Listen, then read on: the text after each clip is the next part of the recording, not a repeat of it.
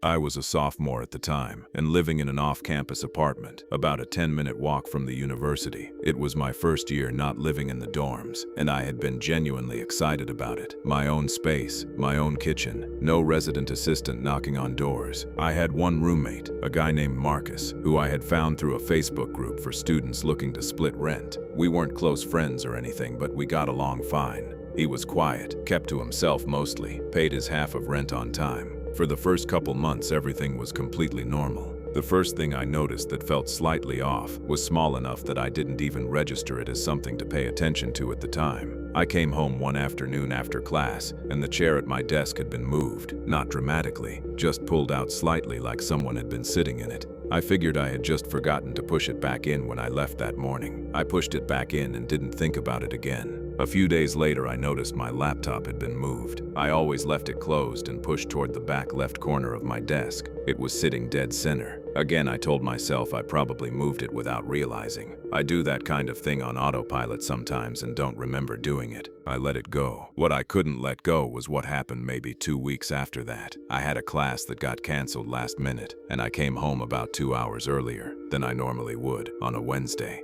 Marcus was supposed to be in class too. I unlocked the door and walked in and heard movement coming from the hallway toward the bedrooms. I called out Marcus's name. There was a pause, and then he came out of the hallway looking completely normal. He said his class got canceled too, and that he had just been in his room. I said okay, and went to put my bag down in my room. My desk chair was pulled out. My laptop was open. I stood there looking at it for a second. I never leave my laptop open, ever. It's just a habit I've had since high school. Always close it when I walk away. I walked back out into the living room and asked Marcus if he had been in my room for any reason. He said no. He said it very casually, no hesitation, just a flat no while looking at his phone. I said okay and went back to my room. I sat on the edge of my bed and thought about it for a while. I didn't want to accuse him of something based on a chair and a laptop. That felt like overreacting, but I started thinking back to the other times I had noticed things moved, and I realized they had all been on days when I came home at a different time than usual, either earlier or later, never on a day when I came home at the exact same time I always did. I started paying closer attention after that. I downloaded an app that sends a notification to my phone anytime my laptop is opened. I didn't tell Marcus, I just set it up quietly and kept my routine exactly the same as it always was. I went to class, came home at the same time, went back out when I normally went to the library in the evenings, everything exactly as usual. 4 days later, I was sitting in the library around 8 in the evening when my phone buzzed. The notification said my laptop had been opened at 8:06 p.m. My hands went cold. I grabbed my stuff and walked home as fast as I could without running. The whole walk I was trying to think of some other explanation. Maybe the app was glitching. Maybe I had accidentally left it open and it had just woken from sleep. By the time I got to the apartment, I had almost convinced myself it was nothing. I unlocked the door and walked in. The living room was empty. Marcus's shoes were by the door, so he was home. I walked straight to my room. The laptop was closed and pushed back into its corner exactly where I always kept it. I stood there in my doorway for a second and then checked the app history. It showed the laptop had been opened at 8:06 and closed at 8:24. I had walked in the door at 8:31. He had closed it and put it back less than 10 minutes before I came home. I didn't say anything that night. I sat in my room with the door closed trying to figure out what to do. I didn't know what he was looking at on my laptop or how long this had been going on before I set up the notification. The idea that he had been going into my room regularly while I was gone was one thing. The idea that he had been going through my computer was something else entirely. The next morning before I left for class, I put a small piece of tape across the inside of my door between the door and the frame, low enough that you wouldn't notice it unless you were looking for it. When I came home that afternoon, the tape was broken. I called my older sister that night and told her everything. She told me to document it and talk to my landlord about breaking the lease. I reached out to the landlord the next day and explained that I didn't feel safe in the apartment without going into too much detail. He was actually decent about it and told me if I could find someone to take over my portion of the lease, he would let me out of it early. I found someone within a week through the same Facebook group I had originally used, and I was out of that apartment within 2 weeks of that phone call. I never confronted Marcus directly. I know some people would say I should have, but I genuinely didn't feel safe doing that. I didn't know what he had been looking at, or what he had been taking from my room, or how he would react if I called him out on it. Getting out felt more important than getting answers.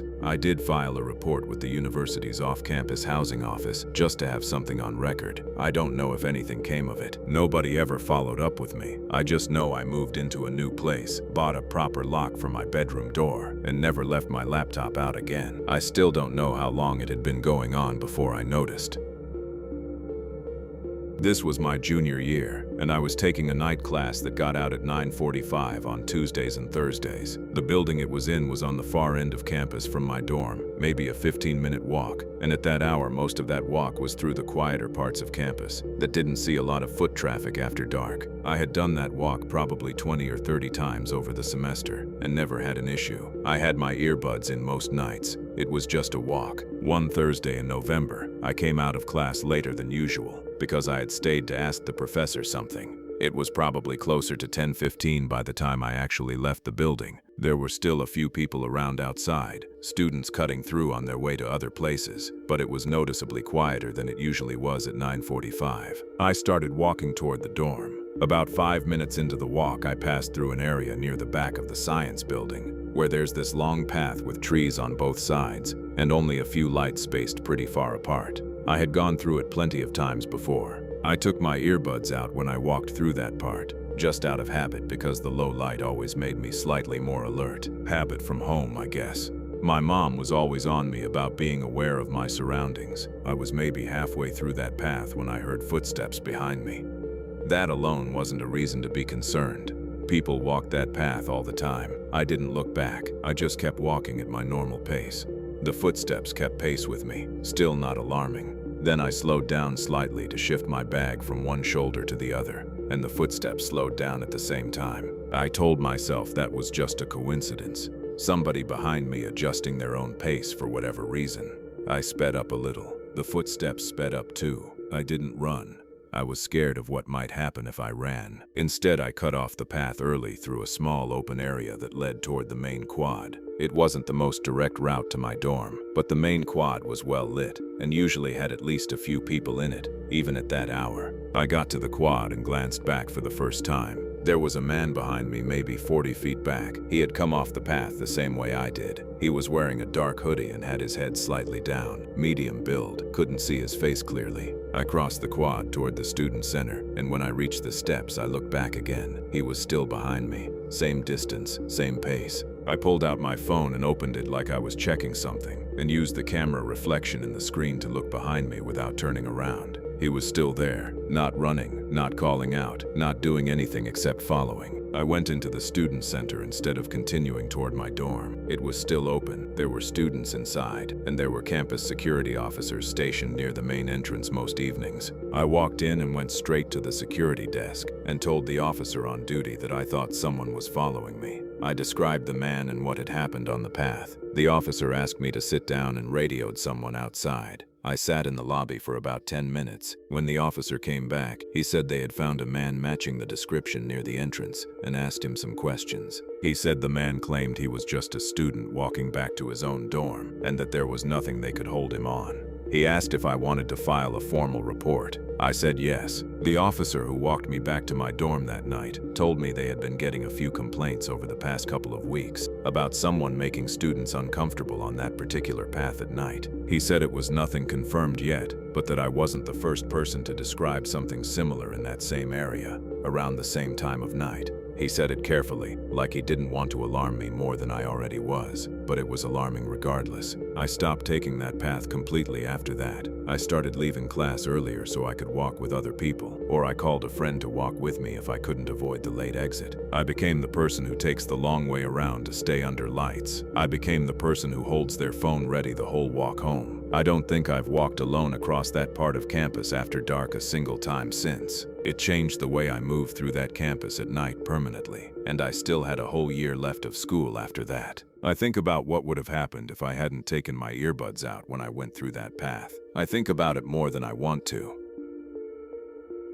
I want to start by saying I know exactly how this sounds, and I know the first thing most people are going to think when I tell them where this story starts. But I need to give the full context, because without it, none of the rest of it makes sense. It was the end of my freshman year. My friend group had gotten invited to an off-campus party at a house about 1.5 miles from the dorms. There were maybe 50 or 60 people there at peak. I wasn't drinking because I had an exam the next morning that I still wasn't fully prepared for, and I had told myself I'd show up for an hour just to show face and then go back and study. My friend Priya was the same way. She had an early lab, so around midnight we both peeled off from the group and started walking back. The walk back was mostly through residential streets, well lit, nothing unusual about it. Priya was telling me about some drama with her roommate, and I was only half paying attention because I was already thinking about the exam. We were maybe 8 or 9 minutes from the dorms when we passed a car parked along the curb with its hazard lights on. It was an older gray sedan. As we passed it, I noticed the driver's window was down and a woman was sitting in the driver's seat. I glanced over because the hazards caught my attention, and she immediately said, "Excuse me," and asked if we could help her. I stopped. Priya stopped. The woman looked like she was in her mid-40s, short hair, glasses. She seemed completely normal. She said her car had died and her phone had no service, and she was trying to get a hold of her husband but couldn't get through. She asked if one of us could try calling him from our phone, because sometimes a different carrier gets signal when hers doesn't. She held up a piece of paper with a number written on it. She seemed genuinely distressed, not crying but clearly frustrated and a little anxious. I looked at Priya and she looked at me. I took a step closer toward the car to take the paper with the number on it, and that's when I noticed the man. He was in the back seat, sitting directly behind the driver, completely still, facing forward. In the dark, I hadn't seen him at first because the interior light wasn't on and the hazards were throwing off the lighting around the car. But as I got closer, I could clearly see the outline of a man sitting in the back seat with his hands in his lap, not moving, not saying anything, just sitting there. I stopped walking toward the car. Something about it hit me all at once. If her husband wasn't answering, why was there already a man in the back seat? Why was he sitting there in the dark, not saying anything? Why hadn't he tried to help her from his own phone? Why wasn't he getting out of the car to flag someone down if they genuinely needed help? I told her I was sorry, that I had no service either, and I took a step back. She asked again, a little more urgently, and held the paper out further. I said I was really sorry, that I hoped she got it sorted out, and I grabbed Priya's arm and started walking, not running. I didn't want to run. I just walked at a normal pace and kept walking. Priya hadn't seen the man in the back seat from where she was standing. I told her quietly as we walked, "Just keep walking, don't look back." She asked me what was wrong, and I said I'd tell her in a minute, just keep going. We turned a corner and I told her what I had seen. She went quiet for a second and then said she wanted to run.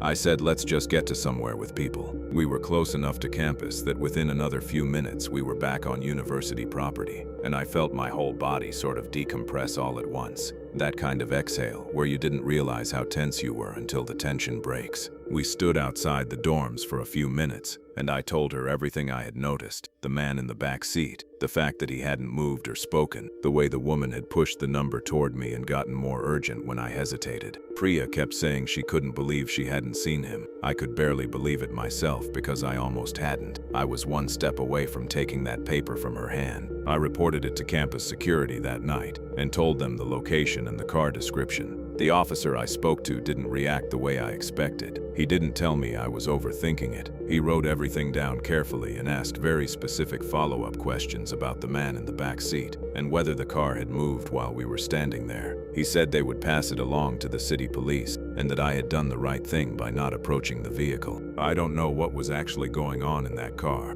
I want to be honest about that. There could be some explanation I'm not thinking of. Maybe the man in the back seat was a family member who was asleep. Maybe the whole thing was exactly what she said it was and I read it completely wrong. But I have thought about that moment so many times since then, and I keep coming back to the same thing. If it was innocent, why didn't he say anything? He was sitting right there. He could see two people standing outside the car. He didn't lean forward, didn't wave, didn't say, "Hey, she's not lying, her car really died." He just sat there in the dark, completely still, and said absolutely nothing. I never found out if anything came of the report. Nobody followed up with me. I don't know if the car was ever identified. All I know is that I have never approached a car on the side of the road at night since then, and I never will. And every time I tell this story, which isn't often, I always end on the same thing. I was one step away from that window.